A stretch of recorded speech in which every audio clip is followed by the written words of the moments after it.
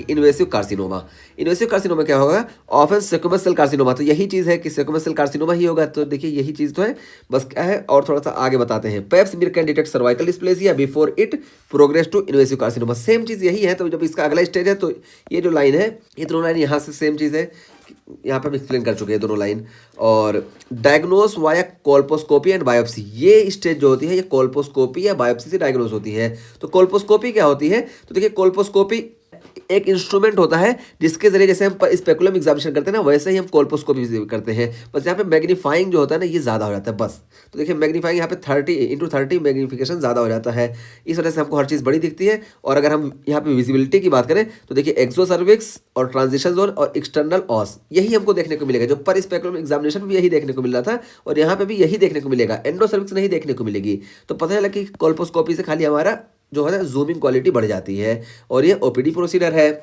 और बायोप्सी भी करते हैं। तो बायोप्सी हम जब कभी भी हम पेप स्मीयर करते हैं ना, तो बायोप्सी से ही तो हमको ये जो स्टेजिंग होती है ना, ये बायोप्सी से होती है। तो यहाँ पे भी यही चीज़ है, सेम दोनों चीज़ें हैं, अलग अलग टॉपिक नहीं है, हम बता रहे हैं। ठीक है, 4 स्टेज शुरू वाली ये है और 5वीं स्टेज ये है। तो वही चीज़ है। और स्क्रीनिंग इसकी हम पेप स्मीयर से करेंगे। और जब इसका हम स्टेजिंग वगैरह जो की है ना सारी, सब में हम इसी बायोप्सी को ही इस्तेमाल करते हैं। तो बायोप्सी हम इस्तेमाल करेंगे, ये चीज़ हुई। और उसके बाद यहाँ पे इन्वेसिव कार्सिनोमा में एक्स्ट्रा क्या देखने को मिलता है, क्योंकि यहाँ पे आसपास के ये मेम्ब्रेन इन्वॉल्व होते हैं, इस वजह से क्या होगा, lateral invasion can block ureter. तो यूरेटर को ब्लॉक कर देंगे। देखिए जैसे यहाँ पे हम बताएं, ये देखिए यहाँ पे अभी तक यहाँ था, ठीक है, CIS तक, कार्सिनोमा इन सीटू, ये यहाँ तक लिमिटेड था। लेकिन जब ये इन्वेसिव कैंसर बना तो ये सब इन्वॉल्व होने लगा। और जब ये सब इन्वॉल्व होने लगा ना, और यहाँ से यूरेटर आता है। अब यूरेटर देखिए यहाँ पे है। अब यहाँ पे जब यूरेटर है और यहाँ पे इन्वेसिव कैंसर हुआ तो यूरेटर में एडिशन देखने को मिलेगा। और जब एडिशन देखने को मिलेगा तो यहाँ पे देखिए ये ब्लॉकेज हो जाएगा। ब्लॉकेज की वजह से हमको हाइड्रो यूरेटर देखने को मिलेगा।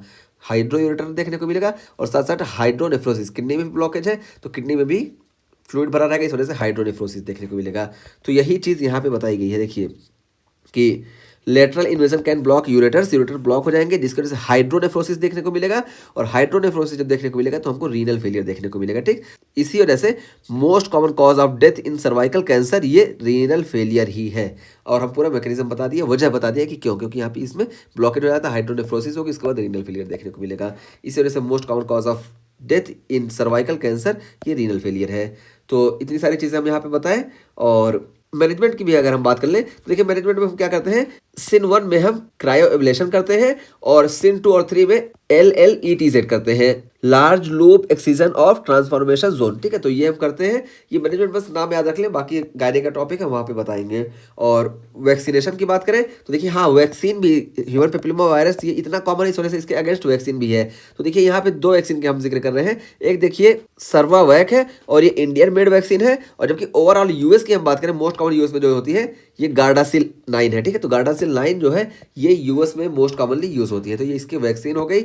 और इस तरह से ये टॉपिक यहाँ पे कंक्लूड कर रहे हैं। ठीक है, अब हमारा टॉपिक पूरा खत्म हो गया, हम हर चीज़ इसमें बता दिए। हम यहाँ पे देखिए इसके पैथोलॉजी की बात करिए, कैसे कैसे होता है। स्टेजिंग की बात की कि स्टेजिंग हम बायोप्सी से करते हैं। ठीक है, हम स्क्रीनिंग पेप स्मीयर से करते हैं, लेकिन स्टेजिंग हमारी बायोप्सी से ही कन्फर्म हो गई, क्योंकि उसमें हमको थिकनेस देखना होता है कितना ज़्यादा इन्वॉल्व है। और स्टेजिंग में बताया 5 होते हैं, 3 सिन में होते हैं। और जब पूरा सर्विक्स इन्वॉल्व हो जाएगी तो इसको हम बोलते हैं CIS, कार्सिनोमा इन सीटू। और जब ये इन्वेजन करने लगते हैं इधर बाहर की तरफ तो इसको हम बोलते हैं इन्वेसिव कार्सिनोमा ऑफ सर्विक्स। ठीक है, तो ये देखिए यहाँ पे बताए इसको अलग से।